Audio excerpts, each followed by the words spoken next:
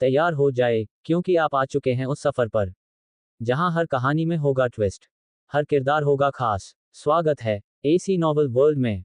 यहाँ हर कहानी एक नई दुनिया खोलती है। योजक चिन्ह, योजक चिन्ह, योजक चिन्ह। पूरे दिन की मेहनत के बाद रिया काफी थकी हुई थी। उसके खूबसूरत चेहरे पर थकावट साफ दिख रही थी। माथे पर पसीना था और बाल थोड़े बिखरे हुए, फिर भी उसकी खूबसूरती छुप नहीं रही थी। रिया वीकेंड्स पर एक बबल टी शॉप में पार्ट टाइम काम करती थी, उसी दुकान में जिसका नाम था मधुर स्वाद। उसके आने से दुकान की रौनक बढ़ जाती थी। मालिक को अपने पुराने फैसले पर अब गर्व होता था। जब भी रिया होती, दुकान की बिक्री हमेशा ज्यादा होती। बस अफसोस, वह सिर्फ शनिवार और रविवार को ही काम कर पाती। मालिक शादीशुदा था और उसकी पत्नी काफी तेज तर्रार थी, इसलिए उसके मन में रिया के लिए कोई और भावना नहीं थी। लेकिन दुकान के दोनों पुरुष कर्मचारी रिया पर मोहित थे। कभी सुबह नाश्ता लाते तो कभी दोपहर का खाना ऑफर करते। मालिक सब देखता, पर निजी मामलों में दखल देना उसे ठीक नहीं लगता। उसने सिर्फ एक नियम बनाया, काम के समय किसी भी कर्मचारी को एक दूसरे से फ्लर्ट नहीं करना है। नियम ने थोड़ी शांति तो दी, लेकिन काम खत्म होने के बाद मालिक कुछ नहीं कर सकता था। शाम का वक्त था, सभी कर्मचारी सामान समेट रहे थे। तभी एक लंबा, सलीकेदार दिखने वाला नौजवान रिया के पास आया और मुस्कुराते हुए बोला, रिया, काफी देर हो चुकी है, चलो मैं तुम्हें छोड़ देता हूँ। दूसरा लड़का, जो टिन फॉइल फर्म में था, घबरा गया और बोला, रिया, तुम्हारा घर तो मेरे रास्ते में ही पड़ता है, मैं छोड़ देता हूँ। बगल में खड़ी एक लड़की हंस पड़ी। तेरा रास्ते में करीब 10 किलोमीटर दूर है रिया के घर से। कम से कम मेरा घर तो कियान का वेस्ट में है, एक का पूरब में, 20 किलोमीटर का फर्क है, फर्म वाले लड़के ने कहा। कियान ने भौहें चढ़ाईं, फिर मुस्कुराते हुए कहा, मैं रात में वर्कआउट करता हूँ, तो अगर रिया को छोड़कर लौटूं, तो मेरी एक्सरसाइज पूरी हो जाएगी। वाह, क्या बहाना है, दूसरे ने ताना मारा। रिया ने ठंडी आवाज में कहा, कृपया आप लोग झगड़ा मत करो, मैं खुद घर जा सकती हूँ। दोनों लड़के निराश हुए। असल में वे रिया का पता तक नहीं जानते थे। उसने सिर्फ इलाके का नाम बताया था। एक लड़की को सतर्क रहना चाहिए। वे फिर भी उम्मीद लगाए खड़े थे कि शायद आज मान जाए। तभी एक आवाज सुनाई दी, मैडम, एक बबल टी मिल सकती है। रिया को वह आवाज जानी पहचानी लगी। माफ कीजिए, दुकान बंद हो चुकी है, कियान ने कहा। रिया ने मुड़कर देखा और चौंकी, तुम यहाँ क्या कर रहे हो? क्या बात कर रही हो? मैं यहाँ क्यों नहीं आ सकता? रोहन मुस्कुराया। कियान और पर्म वाला लड़का तुरंत सतर्क हो गए। उनका मन डोल गया। कियान ने पूछा, रिया, ये कौन है? ये मेरा क्लासमेट है, रिया ने जवाब दिया। क्लासमेट? दोनों लड़कों की आंखें आपस में मिलीं। उन्हें समझ आ गया कि ये विरोधी मजबूत है। मालिक बोला, अगर क्लासमेट है तो एक आखिरी कप बना दो इसके लिए। कियान ने पूछा, कौन सी टी लोगे? क्या खुशबू वाली चाय है? रोहन ने पूछा। कियान स्तब्ध रह गया। रिया ने बिना कुछ कहे ब्लैक पल वाली दूध वाली चाय बनाई और सबसे बड़े कप में उसे परोसा। 12 रुपये, इतनी महंगी? रोहन ने फोन निकाला और पेमेंट कर दिया। रिया ने बिना जवाब दिए सामान समेटा और दुकान से बाहर चली गई। उसने साइड में खड़ी पिंक स्कूटी निकाली, हेलो किटी वाला हेलमेट पहना और स्कूटी स्टार्ट करने ही वाली थी कि रिया, रुको। कियान और पर्म वाला लड़का स्कूटी लिए उसके पीछे भागे। रोहन की उपस्थिति से वे डर गए थे। आज चाहे रिया माने या ना माने, वे उसके साथ ही जाएंगे। रिया ने उन्हें देखा और माथा सिकोड़ लिया। मिस क्लास मॉनिटर, मैं छोड़ देता हूँ, रोहन मुस्कुराया। जरूरत नहीं, रिया ने सख्ती से कहा। हम क्लासमेट हैं, औपचारिकता की कोई जरूरत नहीं। रोहन ने उसकी स्कूटी एक हाथ से उठाई। हे भगवान, इतनी ताकत! दोनों लड़के हैरान रह गए। रोहन ने स्कूटी उठाए और पास खड़ी स्पोर्ट्स कार की डिक्की में डालने लगा। बीप! डिक्की खुली, स्कूटी आधी बाहर लटक रही थी। सब चौंक गए। भाई वाह, स्कूटी और स्पोर्ट्स कार का कॉम्बिनेशन पहली बार देखा। दुकान का मालिक और बाकी कर्मचारी सब दंग रह गए। क्या यही है फर्क हमारे और उसके बीच का? कियान और उसके साथी ने खुद से सवाल किया। रोहन ने कार का दरवाजा खोला और बोला, चलो रिया, अब और क्या सोच रही हो? रिया ने होंठ भींचे और पैर पटके, लेकिन फिर कार में बैठ गई। ठक, दिल टूटने की आवाज साफ सुनाई दी। दोनों लड़कों ने छाती पकड़ ली। रोहन ने दरवाजा बंद किया, फिर उन्हें याद करते हुए लौट आया। भाइयों, क्या आप लोग मेरी क्लास मॉनिटर के बहुत करीब हो? दोनों ने हाँ में सिर हिलाना चाहा, लेकिन रोहन ने दोनों के कंधे पर हाथ रख दिया। अगले ही पल, दर्द। जब जान पहचान नहीं है, तो अगली बार पूरे नाम से बुलाना। मैं, रोहन, काफी छोटा दिल रखता हूँ। उसने हाथ हटाया। दोनों के चेहरे पीले पड़ गए। ये मार्शल आर्ट्स करता है क्या? उन्होंने मन में सोचा। और स्पोर्ट्स कार चला रहा है। ये तो अमीर भी है। हमसे ना हो पाएगा। कांपते हुए उन्होंने सिर हिला दिया। रिया कौन? कैसी दिखती है? हमें क्या मतलब? अब बस एक ही काम, इस बला से जान बचे। रोहन की स्पोर्ट्स कार जोर से गड़गड़ाई और वह रिया को लेकर रात में निकल गया। कियान और उसका साथी बस उसकी रियल लाइट्स और स्कूटी को लटकते हुए देख पाए। इतनी बेइज्जती कभी महसूस नहीं हुई थी। योजक चिन्ह, योजक चिन्ह, योजक चिन्ह। गाड़ी रोको, रिया ने अचानक चिल्लाकर कहा जब गाड़ी गली से बाहर निकली। लेकिन रोहन ने उसकी बात नहीं मानी। उसने पलटकर पूछा, तुम रहती कहाँ हो? मुझे उतरना है। मुझे तुम्हारी जरूरत नहीं है, मैं खुद चली जाऊंगी, रिया ने जवाब दिया। ये ठीक नहीं है। जैसे ही मेरा काम खत्म हुआ, तुम मुझे ऐसे ही छोड़ रही हो। रोहन ने मुस्कुराते हुए कहा, मैंने कब तुम्हें ऐसे ही छोड़ दिया? रिया थोड़ी झेप गई। मैंने तुम्हारी उस परेशानी से छुटकारा दिलाया और अब तुम मुझे निकाल रही हो। ये तो वही बात हुई ना। मुझे उतरना है, रिया ने सीट बेल्ट खोला और दृढ़ता से कहा। अगर तुम अपना पता नहीं बताओगी तो मैं अपने घर चला जाऊंगा, रोहन ने शांत स्वर में कहा। रिया चुप हो गई। आखिरकार उसे हार माननी पड़ी। रोहन ने उसे उसके घर छोड़ा। रिया एक पुराने मोहल्ले में रहती थी। ये देखकर विश्वास करना मुश्किल था कि ऐसा इलाका शहर में अब भी था। सामने एक तंग सी काली गली थी। वहां पहुंचकर रिया ने आगे जाने से मना कर दिया। वैसे भी गाड़ी अंदर नहीं जा सकती थी, तो रोहन ने गाड़ी रोक दी। उसने रिया की स्कूटी उठाई और उस पर मिल्क टांग दी। ठीक है, अब तुम जा सकती हो, रोहन ने कहा। ये तुम्हारी मिल्क टी है, रिया ने भौहें चढ़ाईं। अगर मैं रात में मिल्क टी पीऊंगा तो नींद नहीं आएगी, रोहन ने जवाब दिया। तो मतलब अब मुझे नींद ना आए, ये चाह रहे हो? रिया चकित रह गई। हा, अगर तुम्हें नींद नहीं आएगी तो शायद तुम मुझे याद करोगी, रोहन हंसा। दफा हो जाओ, रिया झटपट अपनी स्कूटी पर बैठी और गली में निकल गई। गली लंबी और अंधेरी थी। उसकी स्कूटी की लाइट जल रही थी, लेकिन सामने बस थोड़ा ही दिखता था। रिया ध्यान से चल रही थी। तभी पीछे से एक सफेद रोशनी फैली। उसने पीछे देखा, रोहन ने गाड़ी मोड़ दी थी। उसकी हेडलाइट्स अब पूरी गली को रोशन कर रही थीं। ये लड़का भी ना। रिया का मन थोड़ी देर के लिए पसीज गया, लेकिन फिर उसने सिर झटकते हुए स्कूटी आगे बढ़ा दी। रोहन तब तक रुका रहा जब तक उसकी नजरों से रिया पूरी तरह गायब नहीं हो गई। घर पहुंचते पहुंचते रात के 11 बज चुके थे। रोहन हल्के से मुस्कुराया। जल्दी लौटने की कोशिश की थी, फिर भी देर हो ही गई। औरतें हमेशा झंझट वाली होती हैं। घर शांत था। रोहन ने दरवाजा बंद किया और ऊपर की ओर गया। लगता था मां सो चुकी थी। रोहन चुपचाप अपने कमरे में गया, अपने कपड़े निकाले और बाथरूम चला गया। नहाकर बाल सुखाए, फिर कमरे का दरवाजा बंद किया और उत्साह से हाथ मलते हुए जमीन पर पालथी मारकर बैठ गया। उसने अपना सामान निकालकर एक एक चीज सलीके से रख दी। एक स्टील की रॉड, एक जिप्पो लाइटर, आधी डिब्बी सिगरेट और 2 मोबाइल फोन।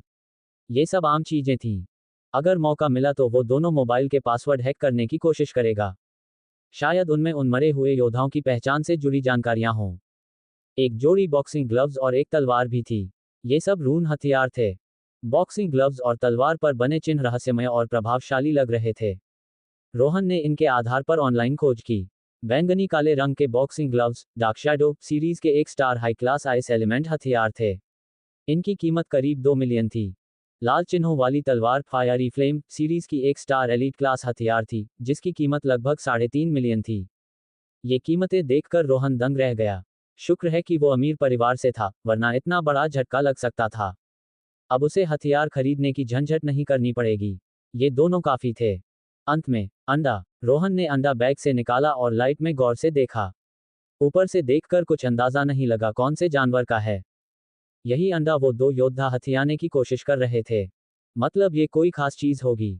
उसने अंडे की तुलना इंटरनेट पर मौजूद कई पक्षी अंडों से की और आधे घंटे बाद नतीजे पर पहुंचा। ये किसी पक्षी का अंडा है। हाँ, जरूर होगा। रोहन ने अंडा वापस बैग में रखा, घास से ढका और जिप बंद कर दी। फिर उसे पलंग के नीचे कोने में छिपा दिया।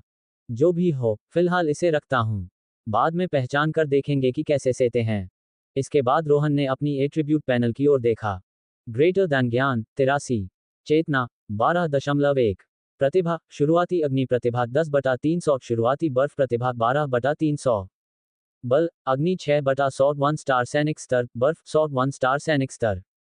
शास्त्र लाल अग्नि शास्त्र नीव 1/100, गहन हिम शास्त्र नीव 1/100। युद्ध कौशल मूल युद्ध कौशल महारत मुक्का तलवार चाकू चाल बंदूक कौशल थोड़ा प्रगति अग्निकिरण तलवार कौशल नीव 10/100, फैंटम आइस पंच नीव 8/100।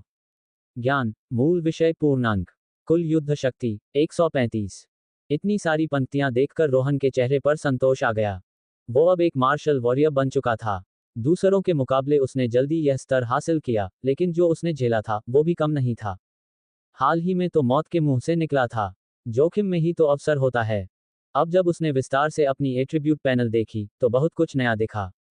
पहले चेतना नाम की कोई चीज नहीं थी। ये उसकी आत्मिक शक्ति थी, शायद उसने वो मृत अग्नि योद्धा से पाई थी। शारीरिक क्षमता की जगह अब प्रतिभा आ गई थी। एक बार शरीर एक खास स्तर तक पहुंच जाए, तब एक विशेष डिवाइस से प्रतिभा का निर्धारण होता था, जिससे पता चलता है कि कौन सी स्किल और युद्ध तकनीक अपनाई जा सकती है। यही सबसे बड़ा अंतर था एक योद्धा और साधारण शिष्य में। रोहन सोच में पड़ गया। मैंने अग्नि और बर्फ दोनों प्रतिभा एट्रीब्यूट बबल से पाए, मतलब मेरे पास खुद की कोई प्रतिभा नहीं थी। उसने पहले पढ़ा था कि ज्यादातर लोगों में कोई ना कोई प्रतिभा होती है, लेकिन एक बहुत ही छोटा हिस्सा ऐसा होता है जिनमें बिल्कुल भी प्रतिभा नहीं होती। वो दोनों ही श्रेणियां बेहद दुर्लभ होती हैं, और अब लगता है वो दूसरी श्रेणी में आता है। सिस्टम के लिए शुक्रगुजार हूं। अगर उसके पास ये सिस्टम नहीं होता तो शायद उसका जीवन अधूरा ही रह जाता। सोचो, बरसों मेहनत करने के बाद पता चले कि आप कुछ नहीं बन सकते। कितना बड़ा आघात होगा। कमजोर मन वाले तो टूट ही जाएंगे। फिर उसकी नजर बल पर गई, जो उसके योद्धा स्तर को दर्शाता था। वो अब 1 स्टार सैनिक स्तर का योद्धा था, लेकिन उसके पास 2 एलिमेंट थे, इसलिए वह दूसरों से ज्यादा ताकतवर था। नेट पर खोजने पर पता चला कि 2 एलिमेंट वाले बहुत कम होते हैं, और 3 एलिमेंट वाले तो लगभग नहीं के बराबर। 4, 5 या 6 एलिमेंट वाले तो अब तक दिखे ही नहीं। शास्त्र और युद्ध कौशल में ज्यादा बदलाव नहीं था, सिर्फ 2 नए स्किल जुड़ गए थे। आखिर में युद्ध शक्ति, ये उसकी कुल ताकत को एक ही संख्या में दर्शाता था। Dot dot dot. सब देखने के बाद रोहन जम्हाई लेकर मुस्कुराया। थकान महसूस हुई और आंखें धीरे धीरे बंद होने लगीं। वो नींद में चला गया। रविवार की रात के बाद सोमवार सुबह जब रोहन उठा तो थोड़ी देर तक उसे समझ ही नहीं आया कि वो कहाँ है। लेकिन कुछ ही पलों में कल रात की सारी बातें याद आ गईं। तो अब मैं एक मार्शल वारियर बन गया हूँ। उसने मुट्ठी भींची। शरीर में छिपी ताकत को महसूस करते ही उसे पहली बार ये सब सच लगने लगा। मार्शल वारियर्स अपनी बॉडी में फोर्स को समाहित करके खुद को ट्रेन करते हैं। इससे उनकी हड्डियां, मांसपेशियां और शरीर का हर हिस्सा बदलने लगता है। ये आम मार्शल डिसाइपल्स से एकदम अलग होते हैं। लेकिन इस दौर में सिर्फ मार्शल वारियर बनना ही सब कुछ नहीं था। रोहन बेड से उठा और नीचे जाकर नाश्ते की टेबल पर बैठा। माँ, पापा अब तक नहीं लौटे। नाश्ते में अंडा खाते हुए उसने माँ से पूछा। उन्होंने कहा था प्रोजेक्ट में कुछ दिक्कतें आ गई हैं, 2-3 दिन और लगेंगे, माँ ने चम्मच से अपने नेस्ट पोरिज खाते हुए जवाब दिया। रोहन ने सिर हिलाया। चूंकि बात कंपनी से जुड़ी थी, उसने और कुछ नहीं पूछा। नाश्ता खत्म करके रोहन ने अपनी गाड़ी उठाई और डोंगहाई स्कूल की तरफ चल पड़ा। यूनिवर्सिटी एग्जाम अब पास आ चुका था। स्कूल में टेंशन साफ नजर आने लगी थी। सारे स्टूडेंट्स जी जान से मेहनत कर रहे थे। सब कहते थे कि यूनिवर्सिटी एग्जाम जिंदगी का टर्निंग पॉइंट होता है। कई लोग इस बात को मजाक में उड़ाते थे, इतनी पढ़ाई करके अच्छे कॉलेज में जाओगे तो क्या, आखिर में नौकरी ही तो करनी है, और सैलरी 3 से 6 हजार। फिर उसी सैलरी में बचत करके 10 सालों बाद घर या गाड़ी के लिए लोन लेना ही पड़ेगा। साल में लाखों कमाने वाले लोग गिने चुने ही होते हैं। वे सभी टॉप यूनिवर्सिटीज के स्टार स्टूडेंट्स होते हैं। तो क्या उनके साथ कोई भी कंपेयर कर सकता है? क्या ये कहना गलत है कि नॉलेज लाइफ बदल सकता है? नहीं, अगर यूनिवर्सिटी तक न पहुंच पाओ तो जिंदगी और भी मुश्किल हो सकती है। रिया रोज की तरह रोहन से पहले स्कूल पहुंच चुकी थी। पहले रोहन को बस यही लगता था कि वो मेहनती है, लेकिन अब उसे पता चला कि रिया बाहर पार्ट टाइम भी करती है, देर रात तक। फिर भी अगली सुबह सबसे पहले क्लास में होती है। वो सचमुच स्टार स्टूडेंट कहलाने लायक थी। पहले की जिंदगी में रोहन खुद को बहुत ऊंचा समझता था।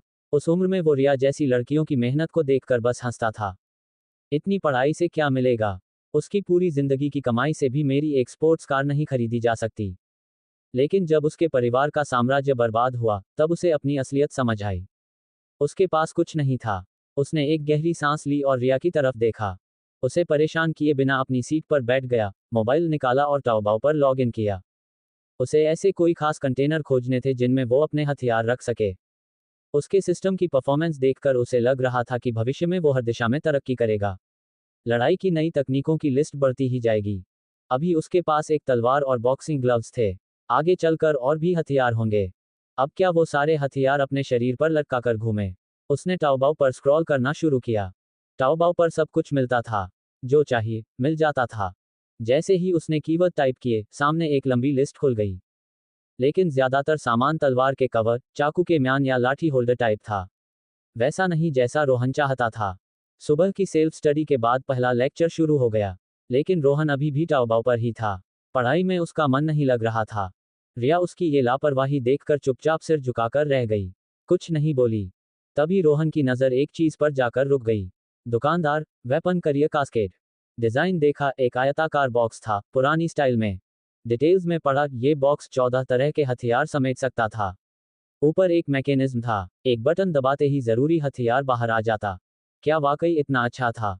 आगे स्क्रॉल किया तो देखा कि ये 14 हथियार असल में तलवारों के ही अलग अलग स्टाइल और साइज थे। अब वो हंस भी रहा था और सोच में भी था, लूं या नहीं। थोड़ी देर सोचकर उसने दुकानदार से चैट करना शुरू किया। रोहन, आप ऑनलाइन हैं? दुकानदार, हाँ जी, हाजिर हूँ जू घंट जू। रोहन, आप ये वेपन करियर कास्केट कस्टम बना सकते हैं। दुकानदार, वेपन करियर कास्केट। रोहन, आपको नहीं पता। दुकानदार, 1 मिनट रुकिए, चेक करता हूँ। कुछ देर बाद जवाब आया। दुकानदार, जी, ये रहा वो सामान। उसने एक फोटो भेजी, एक पुराना लकड़ी का बॉक्स, गोदाम के कोने में धूल से ढका हुआ। रोहन समझ गया कि ये सामान अब तक क्यों भुला दिया गया था। रोहन, कब से ऐसे पड़ा है? दुकानदार, हाँ, छोड़िए न डिटेल्स। ये मेरे दादाजी ने कभी एक आइडिया में बना दिया था। कोई खरीदार नहीं मिला तो गोदाम में रख दिया गया। रोहन, कितने साल पुराना है? दुकानदार, बस 10 साल। रोहन ने दांत पीसे। रोहन, क्या आप अपने दादाजी से कह सकते हैं कि मेरी ज़रूरत के हिसाब से नया बना दें? दुकानदार, शायद नहीं। रोहन, क्यों? दुकानदार, मैं अभी उनके साथ काम करने के लिए मानसिक रूप से तैयार नहीं हूं। रोहन, ओके, कोई बात नहीं। वो ऑफलाइन होने ही वाला था कि दुकानदार ने फिर मैसेज भेजा।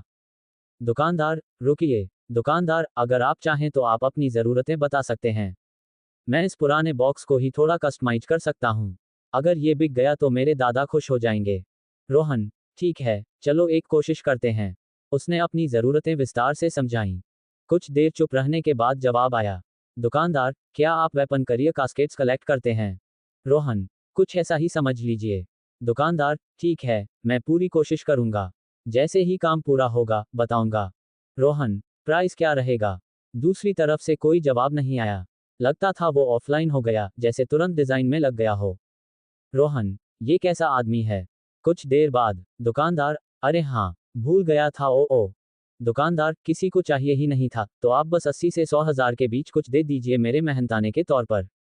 रोहन, अगर प्रोडक्ट वैसा ही हुआ जैसा मैंने कहा है, तो मैं 1 लाख दूंगा। उसे जरा भी हिचक नहीं हुई। रून वाले हथियार तो लाखों करोड़ों के आते हैं, और ये तो सिर्फ करियर कास्केट है, ऊपर से कस्टमाइज भी है। थोड़ा महंगा होना लाजमी था। योजक चिन्ह, योजक चिन्ह, योजक चिन्ह। रोहन ने जब हथियारों वाला केस व्यवस्थित कर लिया तो उसने अंडा सेने के तरीकों के बारे में ऑनलाइन जानकारी ढूंढी। कई तरह की अजीबोगरीब सलाह सामने आई, लेकिन एक भरोसेमंद जानकारी मिली, अंडा सेने के लिए इंक्यूबेटर का इस्तेमाल किया जाता है। अंडा सेने से पहले रोहन ने तय किया कि वो पेट शॉप जाकर कुछ जानकारी लेगा। ये अंडा सामान्य नहीं था। वो डरता था कि कहीं गलती से अंडे को नुकसान न पहुंचा दे। इस अंडे के कारण 2 योद्धाओं की जान जा चुकी थी। दूसरे पीरियड के बाद ब्रेक में रोहन ने रिया से कहा, मुझे जाना है, जरूरी काम है। अगर कोई पूछे तो कह देना पेट में दर्द था, हॉस्पिटल गया हूं। कहकर वो जवाब सुने बिना क्लासरूम से निकल गया। ये लड़का सच में क्लास बंद कर रहा है। रिया गुस्से से दरवाजे की तरफ देखती रही, लेकिन रोहन तब तक जा चुका था। अल्पविराम, स्कूल के बाहर सड़क किनारे कुछ लड़के सिगरेट पीते बैठे थे। जमीन पर सिगरेट की कई बट्स फैली थीं। रोहन जब अपनी कार लेकर निकला तो ट्रैफिक लाइट लाल हो गई और उसे रुकना पड़ा। स्पोर्ट्स कार देखकर उन लड़कों का ध्यान उसकी तरफ गया। ओहो, क्या सारे स्टूडेंट अब ऐसे अमीर हो गए हैं कि स्कूल में स्पोर्ट्स कार लेकर आते हैं? कसम से, दिखावा करने आया है। ईर्ष्या में वो सब रोहन को गालियां देने लगे। एक लड़के ने ड्राइविंग सीट पर रोहन को पहचान लिया और चिल्लाया, भाई बाओ, वही लड़का है। लेकिन रोहन ने कुछ नहीं सुना। स्पोर्ट्स कार की आवाज गूंजती हुई तेजी से निकल गई। जाहिर बाव ने चेहरा देखकर पहचान लिया। उसने सिगरेट फेंकी और बोला, साला वही है। आखिर मिल ही गया। खड़े क्या हो, पीछा करो। वो सड़क किनारे खड़ी कार की तरफ दौड़ा और तेजी से इंजन स्टार्ट कर पीछे भागा। साथ ही उसने कॉल मिलाया, हेलो भाई, जिसने पिछली बार मुझे मारा था वो मिल गया है। टोंगमिंग स्ट्रीट की तरफ जा रहा है। अकेले नहीं पिट सकते, जल्दी पहुंचो। ठीक है, तू पीछा करता रह, मैं आता हूं, दूसरी तरफ से जवाब आया। अल्पविराम, डोंगहाई शहर से 10 किलोमीटर दूर, 1000 मीटर ऊंचाई पर पूरा काला एक विशाल कौवा आसमान में उड़ रहा था। उसकी लंबाई 20 मीटर से ज्यादा थी और पंखों पर धातु जैसी चमक थी। वो लड़ाकू विमान जैसा लग रहा था। उसकी आंखें खून से भरी थीं और उनमें हिंसा झलक रही थी। उसका निशाना डोंगहाई शहर था। धमाकेदार आवाज के साथ उसकी रफ्तार और तेज हो गई और वो उल्का की तरह नीचे गिरा। अल्पविराम। टोंगमिंग स्ट्रीट, किट्टी किट्टी नाम की पेट शॉप। पेट शॉप में जानकारी लेने के बाद रोहन को थोड़ी राहत मिली। उसने स्टाफ की एक प्यारी और मददगार लड़की का धन्यवाद किया और बाहर निकल आया। वो बाहर आ गया। जाहिर बाव ने पास खड़े आदमी से कहा। तभी चिचियाहा, एक तेज चीखती आवाज आसमान को चीरती हुई आई। सभी ने ऊपर देखा। एक काला विशाल पक्षी बेहद तेजी से नीचे की तरफ आ रहा था। चिचिया, आवाज इतनी तीव्र थी कि सबके कान झंझना उठे। रोहन के कानों में दर्द हुआ। राहगीरों ने अपने कान ढक लिए। चर्क चर्क चर्क, कांच टूटने की आवाजें चारों ओर गूंज उठीं। रोहन की नजर बदल गई। ध्वनि की लहरों से दुकानें कांप उठीं और शीशे चटकने लगे। कुछ ही पलों में कांच चूर चूर हो गए। धप, कांच के टुकड़े उड़ते हुए लोगों की तरफ बढ़े। पेट शॉप की लड़की अभी दरवाजे तक आई ही थी कि शीशा फूट पड़ा।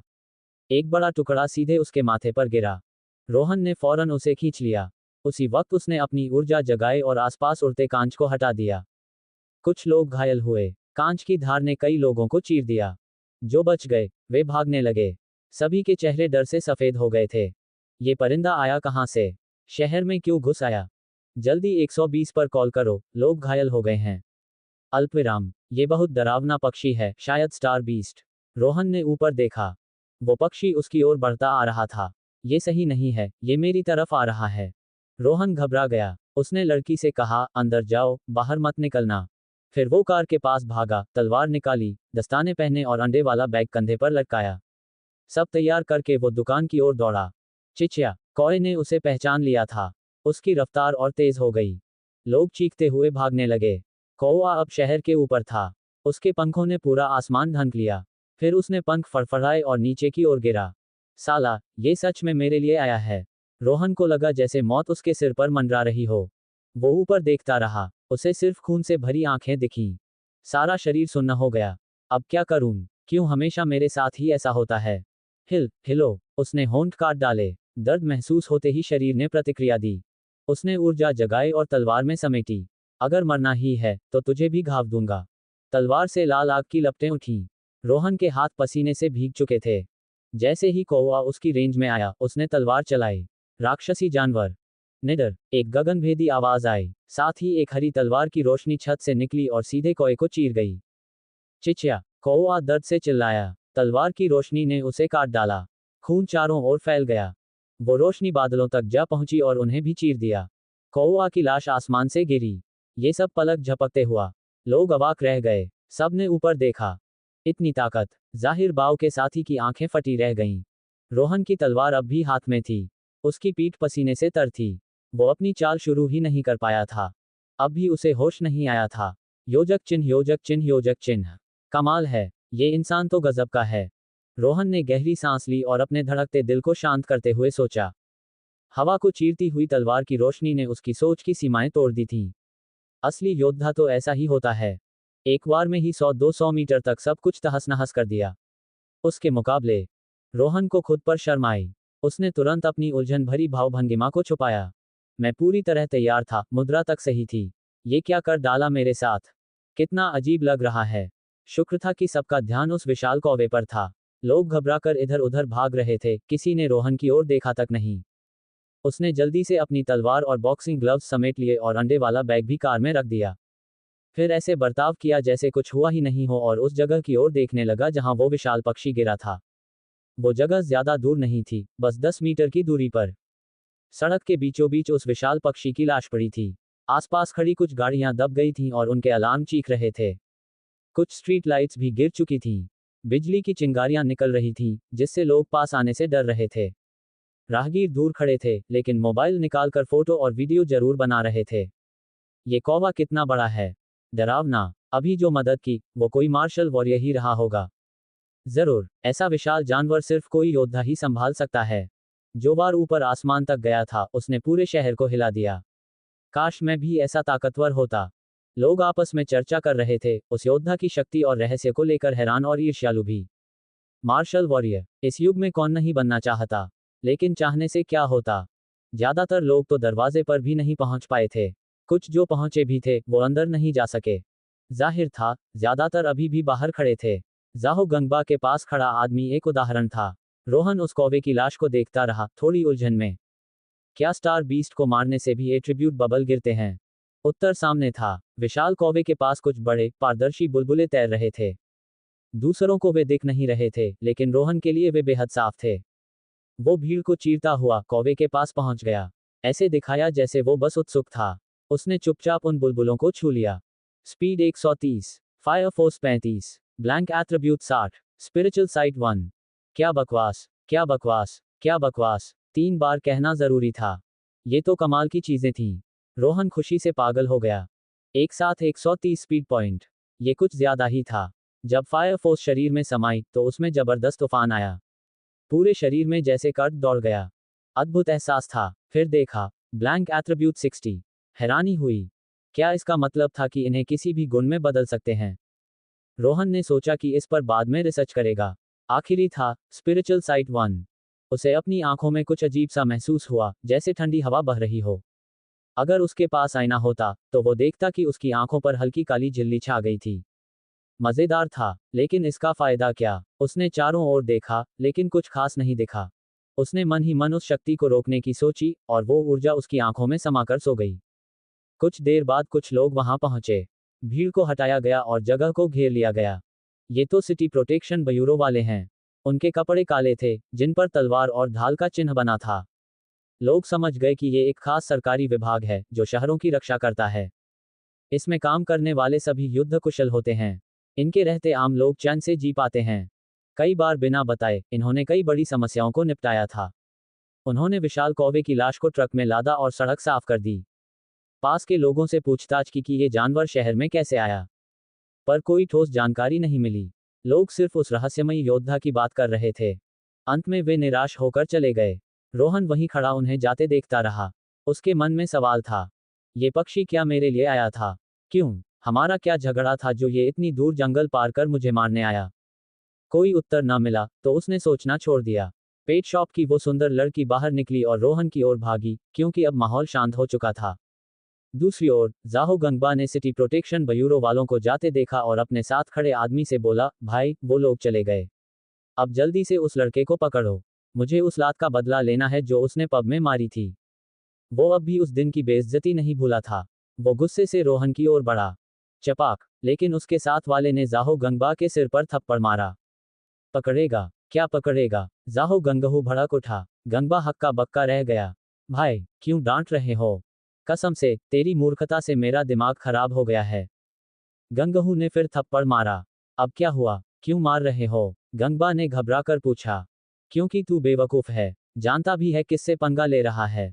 अगर मरना है तो अकेले मर, मुझे क्यों ले डूबेगा? गंगहू गुस्से से कांपने लगा। उसे यकीन नहीं हो रहा था कि उसका भाई इतना नासमझ है। उसने फिर से हाथ उठाया, लेकिन इस बार गंगबा तैयार था। उसने झुककर थप्पड़ बचा लिया और चिल्लाया, अगर मरना भी है तो पहले बता तो सही कि क्यों। साफ साफ बता। ठीक है, सुन। गंगहू ने गहरी सांस ली। वो एक मार्शल वॉरियर है। क्या? गंगबा सन रह गया, पर उसने यकीन नहीं किया। असंभव, वो इतना जवान है। कैसे हो सकता है? योजक चिन्ह, योजक चिन्ह, योजक चिन्ह, योजक चिन्ह, योजक चिन्ह, योजक चिन्ह। तुम मुझे झूठा समझते हो, गौरव ने ठंडी हंसी के साथ कहा। तुम्हारे पास क्या हक है मुझ पर शक करने का? जानते हो मैंने अभी क्या देखा?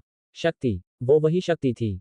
जब वो विशाल काला पक्षी उस पर गिरा, उसने अपनी शक्ति सक्रिय की।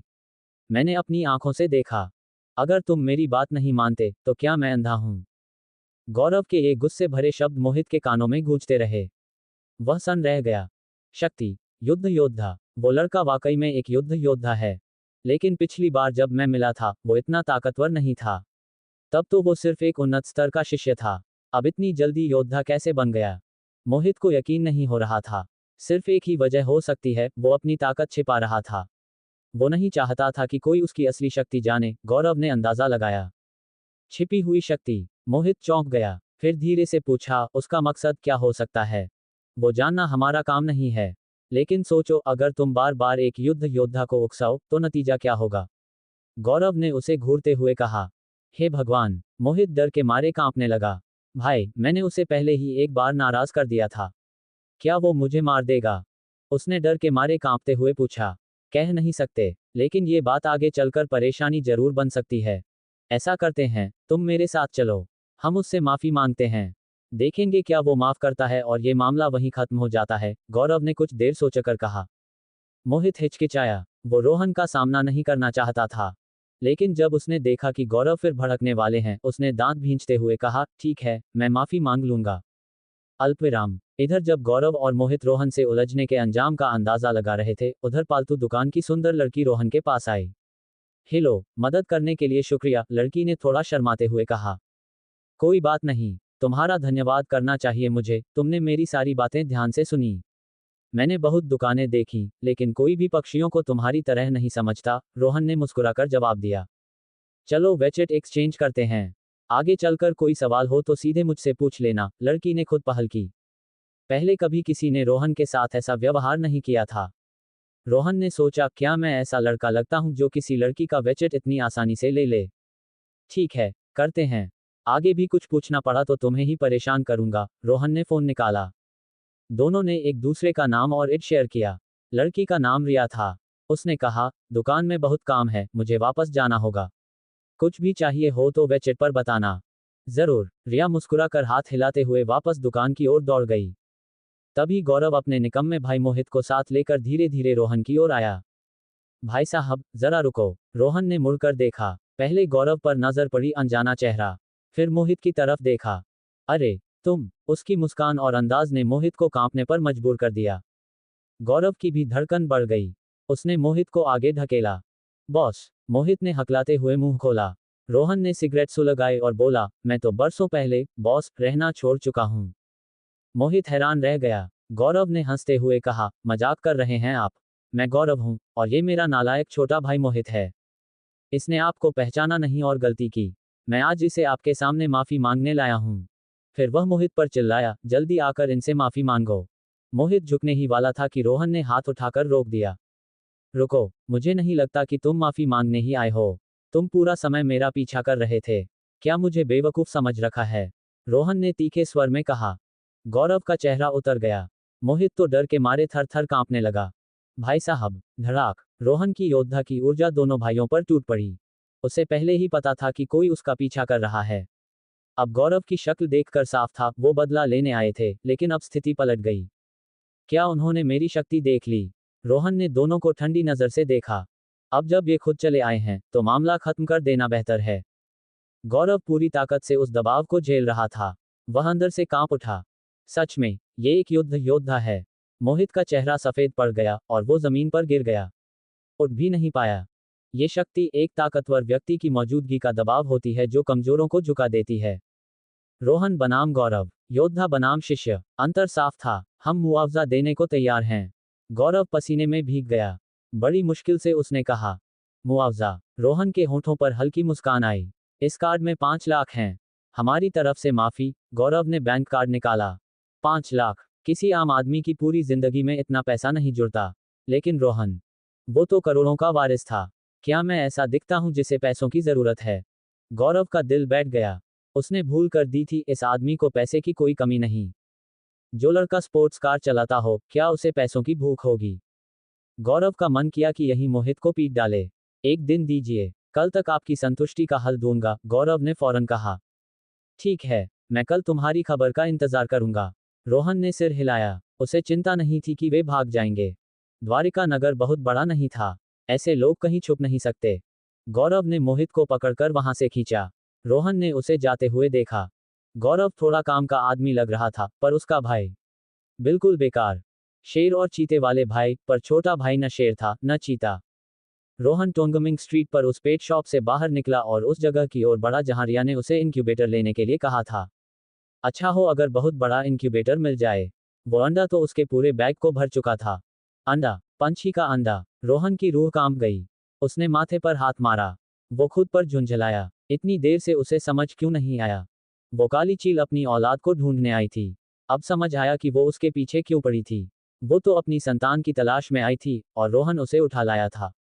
पर उस भयंकर चील की मौजूदगी में वो 2 योद्धा आखिर उसका अंडा चुराने में कैसे सफल हुए होंगे? शायद उन्होंने कोई खास तरीका अपनाया होगा। हो सकता है जब वो चील भोजन की तलाश में गई हो तब चुराया गया हो। अब इस पर सोचने का कोई मतलब नहीं। रोहन ने सिर हिलाया और खुद को खुशकिस्मत माना। अगर वो रहस्यमयी योद्धा मदद न करता तो वो चील उसे चीर फाड़ देती। चाहे उसने खुद अंडा न चुराया हो, लेकिन अब तो वही उसके पास है। जब उस योद्धा ने तलवार चलाई थी तब क्या उसने कोई गुण छोड़ दिए थे? ये तो किसी महारथी की शक्ति के बुलबुले हो सकते थे। उसने तुरंत कार का स्टीयरिंग घुमाया और याद के सहारे उस दिशा में चल पड़ा जहां से तलवार की रोशनी आई थी। उसे समय पर पहुंचना ही था। कार ट्रैफिक में तेजी से निकलती रही। अंततः वह एक वाणिज्यिक इमारत के सामने रुका। यही होनी चाहिए। वो तेजी से कार से उतरा और सीधे लिफ्ट की ओर दौड़ा। सर, आप किससे मिलने आए हैं? आपके पास अपॉइंटमेंट है। रिसेप्शन पर बैठी युवती कुछ पूछती उससे पहले ही रोहन लिफ्ट की तरफ बढ़ गया। सर, ये निजी कंपनी है, बाहरी लोगों को यूं अंदर नहीं जाने दिया जाता। उसे रोको। कुछ सुरक्षा गार्ड उसकी ओर भागे। बीप। लिफ्ट उसी समय आ गई। वहीं रुको, पीछे से गार्ड चिल्लाए। लेकिन रोहन तो पहले ही लिफ्ट में घुस चुका था और पागलों की तरह क्लोज का बटन दबा रहा था। लिफ्ट का दरवाजा बंद हो गया। गार्ड बस देखते रह गए। उन्होंने दूसरी लिफ्ट से पीछा करने की कोशिश की, लेकिन देर हो चुकी थी। रोहन छत पर पहुंचा। उसने चारों ओर देखा और एक बुलबुला देखा जो गायब होने ही वाला था। वो तेजी से आगे बढ़ा, लेकिन जैसे ही हाथ बढ़ाया, वो गायब हो गया। वो वहीं जम गया, चेहरे की मुस्कान के साथ। वो चला गया। वो सचमुच चला गया। उसका दिल ऐसे टूटा जैसे उसने कुछ करोड़ रुपए खो दिए हों। हे भगवान, इतनी बेरहमी क्यों? उसने गहरी सांस ली और छत के किनारे जाकर एक सिगरेट सुलगा ली। बालों को हवा ने अस्त व्यस्त कर दिया। वह गहरे अवसाद में था। उसी वक्त गार्ड ऊपर पहुंच गए। उन्होंने उसे छत के किनारे खड़ा देखा और एक पल को रुक गए। भाई साहब, अगर आपको कुछ चाहिए तो आराम से बात कर सकते हैं। पहले नीचे आ जाए, एक अधेड़ उम्र के गार्ड ने शांत आवाज में कहा। तुम नहीं समझोगे, मैंने अभी अभी करोड़ों गंवा दिए हैं। सिर्फ करोड़ों ही तो हैं। आप इतने जवान हो, फिर से कमा लोगे। हो सकता है आगे चलकर अरबों कमा लो। रोहन उसे हैरानी से देखने लगा। आपने इतनी सहजता से कहा जैसे कागज की बात कर रहे हों। गार्ड हल्का सा मुस्कुराया। जो किस्मत में है वो मिलेगा, और जो नहीं है वो चला ही जाएगा। रोहन ने फिर लंबी सांस ली। गार्ड ने सोचा अब सब ठीक है, लेकिन अगले ही पल रोहन कूद गया। अलविदा सबको, गार्ड चिल्लाए। नहीं। किसी ने आंखें मूंद लीं। लेकिन कोई त्रासदी नहीं हुई। अधेड़ गार्ड तुरंत दौड़ा और नीचे झांका। उसने देखा, रोहन एसी यूनिट पर उतरते हुए धीरे धीरे नीचे की ओर छलांग लगा रहा था। रोहन ने उसे देखा और हाथ हिलाया। अब गार्ड वहीं छत पर खड़ा रह गया, बाल हवा में उड़ रहे थे। ये लड़का आम नहीं है। रोहन अफसोस के साथ बिल्डिंग से निकला, इनक्यूबेटर खरीदा और कॉलेज लौट आया। दोपहर हो चुकी थी। सारे छात्र कैफेटेरिया में थे। आते हुए उसने व्हाट्सएप पर अपने दोस्तों को मैसेज भेज दिया था कि खाना बचा लेना। खाना खत्म करके 1-2 घंटे का ब्रेक था। अब तीसरे साल के छात्र पढ़ाई की अंतिम तैयारी में थे। 1 घंटा आराम करते और फिर दोहराई में लग जाते। रिया पढ़ाई कर रही थी और रोहन भी अब नींद में नहीं था। उसने अपने गुणों का पैनल खोला। ज्ञान 83, मन 12.1, प्रतिभा आरंभिक अग्नि प्रतिभा 10/300, आरंभिक हिम प्रतिभा 12/300, आध्यात्मिक दृष्टि 1/10, शक्ति 4110, अग्नि 1 सितारा योद्धा स्तर, 100 हिम 1 सितारा योद्धा स्तर, ग्रंथ लाल ज्वाला ग्रंथ 1/100, गहन हिम ग्रंथ 1/100, युद्ध कौशल मूल युद्ध कौशल, मुक्का तलवार चाकू चाल सभी प्रवीण, बंदूक कौशल थोड़ी सफलता, अग्नि किरण तलवार कौशल 10/100, भूत हिम मुक्का 8/100, सामान्य ज्ञान सभी विषय पूर्ण, कुल युद्ध शक्ति 182, रिक्त गुण 60। उसकी अग्नि शक्ति में जबरदस्त वृद्धि हुई थी 41 अंक तक। वो महसूस कर पा रहा था कि उसके शरीर में स्थित बल केंद्र में अब ऊर्जा जमा हो रही थी। बल केंद्र रीढ़ की हड्डी के नीचे होता है, जहां सारी शक्ति संग्रहित होती है। उसकी गति और अग्नि शक्ति में वृद्धि ने कुल युद्ध शक्ति को 182 तक पहुंचा दिया था। रोहन को पता था कि इंसानों में युद्ध क्षमता मापने का एक तरीका है। एक सितारा योद्धा की शक्ति 100 से 300 तक होती है। प्रत्येक स्तर 4 चरणों में बांटा जाता है, आरंभिक, मध्य, उन्नत और चरम। 100-180 आरंभिक, 180-230 मध्य, 230-280 उन्नत, 280-300 चरम। अगर सिस्टम की दी हुई कुल युद्ध शक्ति की गिनती इंसानी तरीके से मिलती है, तो रोहन अब एक सितारा मध्य चरण का योद्धा बन चुका था। योजक चिन्ह योजक चिन्ह योजक चिन्ह। रोहन ने नीचे एक नई पंक्ति देखी, रिक्त गुण 60। उसने ठोड़ी पर हाथ रखा। इस वक्त वह सोच में था कि इन रिक्त गुणों का इस्तेमाल कैसे किया जाए। उसने पूरे गुण पैनल को ऊपर से नीचे तक देखा। चलो एक एक करके आजमाते हैं। रोहन ने कुछ रिक्त गुण ज्ञान पर लगाए। 83 अंक थोड़े हिले और 83.1 हो गए। अनुपात था 10:1। उसने सिर हिलाया। उसने आत्मिक शक्ति पर भी कुछ रिक्त गुण डाले। वही परिणाम 0.1 की बढ़त। फिर उसने अग्नि और हिम प्रतिभा पर गुण लगाए। दोनों में एक एक अंक का इजाफा हुआ। अनुपात था 1:1। जब वह आध्यात्मिक दृष्टि पर पहुंचा, उसने सोचा कि अनुपात समान होगा। लेकिन एक अंक जोड़ने पर वह केवल 0.1 बढ़ा। यह शायद ज्यादा उन्नत प्रतिभा है, उसने सोचा। अनुभव जारी रखा। पाया कि बल, धर्मग्रंथ और युद्ध तकनीकें सभी 1:1 अनुपात में थीं। लेकिन कुल युद्ध शक्ति में वह कोई गुण नहीं जोड़ सका। शायद बाकी गुणों को बढ़ाने से ही कुल युद्ध शक्ति बढ़ेगी, उसने मन में कहा। इस पूरी प्रक्रिया में उसने 11 रिक्त गुणों का उपयोग कर लिया और अब 49 बचे थे। थोड़ी देर विचार करने के बाद उसने अग्नि बल में 20 अंक जोड़ दिए और बाकी 29 अंक अग्निकिरण तलवार तकनीक में लगाए।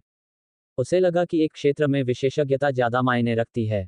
योजक चिन्ह योजक चिन्ह योजक चिन्ह। गुण पैनल। ज्ञान 83.1। आत्मिक शक्ति 12.2। प्रतिभा आरंभिक अग्नि 11/300, आरंभिक हिम 13/300, आध्यात्मिक दृष्टि 1.110।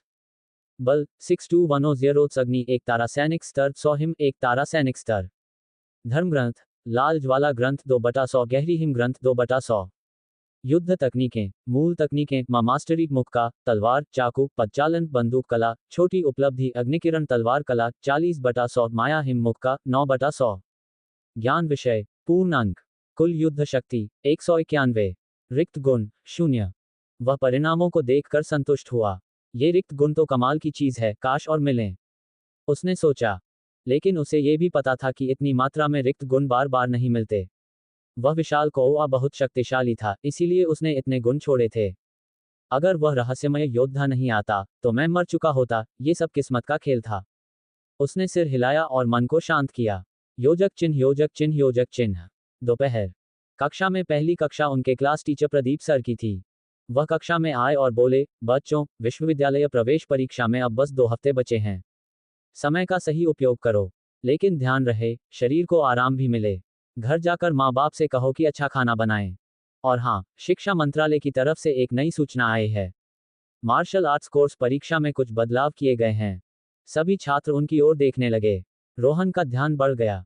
हर साल परीक्षा में बदलाव होते थे, इस बार क्या खास था? प्रदीप सर बोले, इस साल मार्शल आर्ट्स कोर्स की सीटें बढ़ा दी गई हैं। अब मध्यम स्तर के योद्धा विद्यार्थी भी परीक्षा में भाग ले सकते हैं। क्या सच में? इसका मतलब अब हमें भी मौका मिलेगा। कई छात्र खुशी से उछल पड़े, खासकर वे जो मध्यम स्तर पर थे। प्रारंभिक स्तर के छात्रों के चेहरे फीके पड़ गए। दुर्गा विद्या मंदिर इंटर कॉलेज में केवल 5 उन्नत स्तर के योद्धा विद्यार्थी थे, लेकिन प्रारंभिक और मध्यम स्तर के कई थे। ये खबर उनके लिए जीवन बदलने वाली थी। मार्शल आर्ट्स कोर्स में प्रवेश उन्हें संसाधनों और अवसरों से भर देता। पहले कई छात्र 20 साल की उम्र से पहले उन्नत स्तर तक नहीं पहुंच पाते थे, इसलिए परीक्षा में बैठने का मौका ही नहीं मिलता था। अब ये बदलाव उन्हें नई उम्मीद दे रहा था। शांत हो जाओ, पहले पूरी बात सुन लो। प्रदीप सर ने हाथ ताली बजाई। धीरे धीरे कक्षा शांत हुई। जो भी छात्र इस परीक्षा में भाग लेना चाहता है, वह इस हफ्ते मेरे ऑफिस में आकर पंजीकरण करा ले। डीन ऑफिस को संख्या भेजनी है ताकि पहचान पत्र बन सकें। बिना पहचान पत्र के कोई परीक्षा नहीं दे पाएगा। ये बात घर जाकर माता पिता को अच्छे से समझा देना। वे रुके, फिर बोले, लेकिन एक बात और, असली युद्ध का मूल्यांकन होता है, जिसमें खतरा है। इंटरनेट पर सबने सुना होगा, लेकिन असली जोखिम क्या है, ये शायद नहीं जानते। मैं साफ कर दूं, एक निर्धारित मृत्यु दर होती है इस मूल्यांकन में। अगर ये दर सीमा से कम रहती है, तो प्रशासन ध्यान नहीं देता। मतलब अगर तुम मर गए, तो बस मर गए। अगर आत्मविश्वास नहीं है, तो कोई जोर जबरदस्ती मत करना। बेहतर होगा 1 साल दोबारा पढ़ो और फिर परीक्षा दो। अब किताबें निकालो, क्लास शुरू करते हैं। थोड़ी देर छात्रों ने बातों को पचाया, फिर धीरे धीरे फुसफुसाहटें शुरू हुईं। मृत्यु दर, मुझे तो लगा बस चोट लग सकती है। मैंने एक सीनियर से पूछा था, उसने कहा कि पिछले 2 साल में कोई मौत नहीं हुई। शायद वह सही कह रहा हो, लेकिन उससे पहले के साल। अब तो मुझे अच्छे से रिसर्च करनी होगी। कुछ चेहरे चिंता में पड़ गए। अगर मुझे मार्शल आर्ट्स कोर्स में बैठना है, तो 5 साल की तैयारी, 3 साल के मॉक पेपर शुरू करने होंगे। 2 हफ्ते ही तो बचे हैं। अरे, मैंने तो वो किताबें छुई भी नहीं। अब जाकर बता रहे हैं, पहले क्यों नहीं कहा? अब बात एक नई दिशा में मुड़ गई थी। रोहन ने सिर हिलाया। सिर्फ सीटें बड़ी हैं, इससे मेरा कुछ नहीं होने वाला। मेरी वर्तमान शक्ति परीक्षा के लिए पर्याप्त है। उसे अचानक महसूस हुआ कि रिया का चेहरा कुछ अजीब था। उसकी आंखों में चमक थी, पर साथ ही झिझक और डर भी। क्लास मॉनिटर रिया, क्या तुम मध्यम स्तर की योद्धा विद्यार्थी हो? क्या तुम भी मार्शल आर्ट्स कोर्स के लिए आवेदन करने की सोच रही हो? मैं नहीं कर सकती क्या? रिया ने रोहन की ओर तीखी नजर डालते हुए कहा। ऐसा नहीं है, रोहन ने मासूमियत से कहा, मैं तो हमेशा सोचता था कि तुम पढ़ाई के रास्ते पर जाओगी। अब तो मार्शल आर्ट्स का जमाना है। इसके महत्व को नजरअंदाज नहीं किया जा सकता। हर क्षेत्र में इसका असर बढ़ेगा। इस साल की यूनिवर्सिटी परीक्षा में जो बदलाव आया है, वो इसका संकेत है।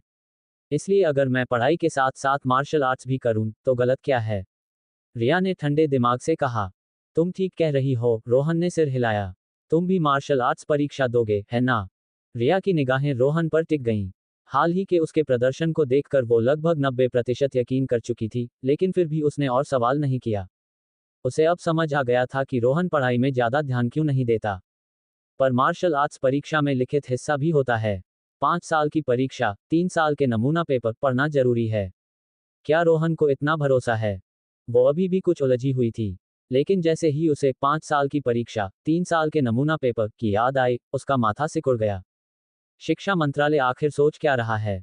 इतनी बड़ी जानकारी आखिरी वक्त में क्यों दी गई? बहुत से स्टूडेंट्स तो अभी तक वो पेपर ढंग से देख भी नहीं पाए हैं। मुझे क्या पता, ऊपर के लोगों की सोच अजीब होती है, रोहन ने कंधे उचकाए। तभी उनके आगे चल रहा एक लड़का मुड़ा और बातचीत में कूद पड़ा। मैंने सुना है कि ये वर्ल्ड फेडरेशन की पॉलिसी का हिस्सा है। World federation? रिया और रोहन दोनों एक दूसरे को देखने लगे। अरे यार, तुझे ये कैसे पता चला? रोहन ने पूछा। मेरे मामा शिक्षा मंत्रालय में हैं। 1 महीने पहले ही उन्होंने बताया था। तभी से मैं वो 5 साल वाली किताब पढ़ रहा हूँ, यंग जयन ने गर्व से कहा। वाह बे, तेरा तो जुगाड़ भी है, रोहन हंसते हुए बोला। दरअसल रोहन के पापा को भी कुछ जानकारी थी, पर उन्होंने सोचा कि अभी रोहन की ट्रेनिंग शुरू ही हुई है, इसलिए उन्होंने कुछ बताया नहीं। रिया चुप थी, पर अंदर से वो कुछ बेचैन भी हो गई थी। एक तरफ यंग जयन को 1 महीने पहले खबर मिल गई, और दूसरी तरफ वो स्कूल की सूचना का इंतजार कर रही थी। सूचना ही सब कुछ होती है। अरे रोहन भाई, असली कनेक्शन तो तुम्हारे पास है, मुझसे मजाक क्यों कर रहे हो? यंग जयन ने कहा। फिर रिया की तरफ देखकर बोला, मॉनिटर, चिंता मत करो। जब सरकार ने ये पॉलिसी निकाली है, तो उसे छात्रों की स्थिति का अंदाजा होगा ही। मैंने सुना है कि इस बार परीक्षा की कठिनाई और कट ऑफ दोनों नीचे होंगे। रोहन ने मुस्कुराकर रिया की ओर देखा। सुना ना? मतलब इस बार अच्छा मौका है। अब ये टेढ़ा चेहरा मत बनाओ। और तुम्हारे जैसे ब्रिलियंट दिमाग के लिए तो ये किताब कुछ भी नहीं। रिया ने आंखें घुमाई और यंग जयन से कहा, थैंक यू, तुम्हारा शुक्रिया। अरे नहीं नहीं, बताता या ना बताता, जानकारी तो सबको मिल ही जाती। ठीक है छात्रों, 10 मिनट की चर्चा खत्म। फैन सर ने बोर्ड पर थपथपाया। सभी छात्र तुरंत सीधे बैठ गए। अल्पविराम। पूरा दिन क्लास में सभी इसी खबर में डूबे रहे। जैसे ही क्लास खत्म हुई, चारों तरफ इसी विषय पर चर्चा शुरू हो गई। कुछ छात्र दूसरे सेक्शन में झांकने गए। वहां भी यही चर्चा थी। कई बच्चों ने अपने पेरेंट्स को फोन किया। कुछ ने उनसे सलाह ली, कुछ ने खबरें जुटाने को कहा। ये परीक्षा बहुत बड़ी बात थी। कई मम्मी पापा तो ऑफिस से निकलकर सीधे खबरें लेने निकल पड़े। पूरा परिवार एक हो गया, जैसे सबकी नज़र उसी एक बच्चे की परीक्षा पर थी। तीनों पीरियड जल्दी ही बीत गए। अब घर जाने का समय था। रोहन ने देखा कि रिया बगल में अपना बैग समेट रही थी। मिस मॉनिटर, छोड़ दूं घर? जरूरत नहीं, रिया ने झट से जवाब दिया। उसे डर था कि अगर एक पल भी देरी की, तो रोहन उसे कार में जबरदस्ती बिठा देगा। अब वो पहले जैसा संयमित नहीं रहा था। ठीक है, रोहन मुस्कुराया और उठ गया।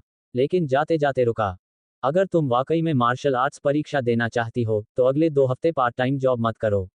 टाइम कम है, उस किताब पर ध्यान दो। और अगर कहीं अटक जाओ, तो मैं हूं ही बगल में बैठता हूं, याद है ना? बोलकर रोहन बिना और कुछ सुने बाहर चला गया। रिया को एक पल को कुछ गर्माहट सी महसूस हुई।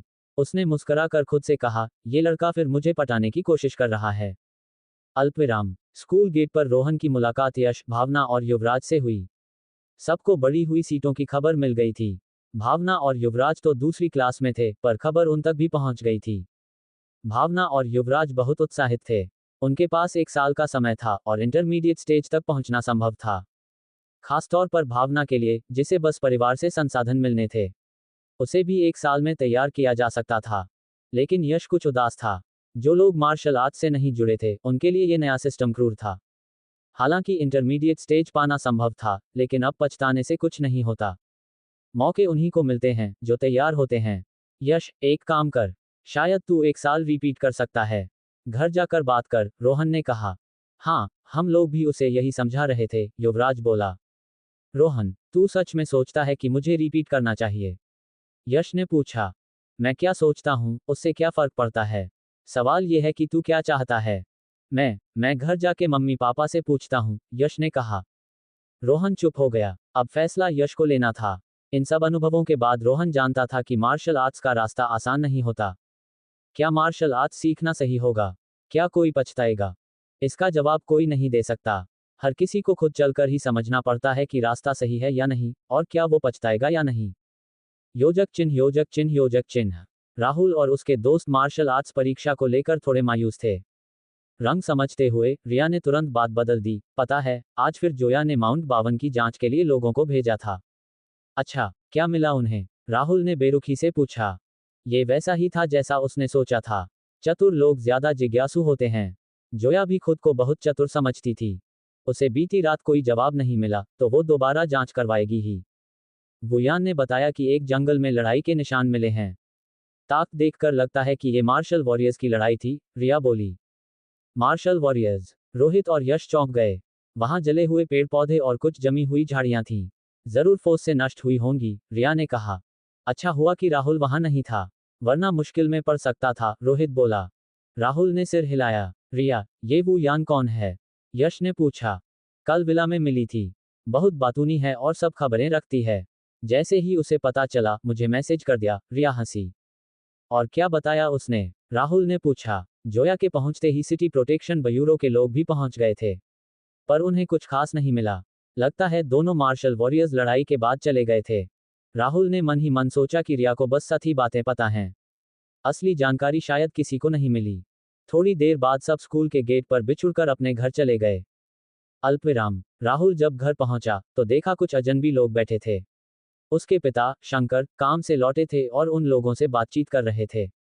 राहुल का दिल धड़क गया। सिटी प्रोटेक्शन ब्यूरो, पर चेहरे पर कोई भाव नहीं आया। वह सीधे अंदर गया और पूछा, पापा, आप आ गए? ये लोग कौन हैं? हाँ, शंकर ने सिर हिलाया। फिर थोड़ा चिंतित होकर बोले, ये सिटी प्रोटेक्शन ब्यूरो से हैं। तुमसे कुछ पूछना है। फिर कोई गड़बड़ की क्या? मैंने क्या गड़बड़ की होगी? पिछले कुछ दिनों से बस प्रैक्टिस कर रहा हूं और दोस्तों के साथ घूम रहा हूं, राहुल ने कहा। घबराए मत, ये बस एक सामान्य पूछताछ है, एक युवक खड़ा हुआ और बोला। तुम राहुल हो? उसने पूछा। हाँ, मैं सिटी प्रोटेक्शन ब्यूरो की टीम नंबर 3 का लीडर हूँ, चायूं।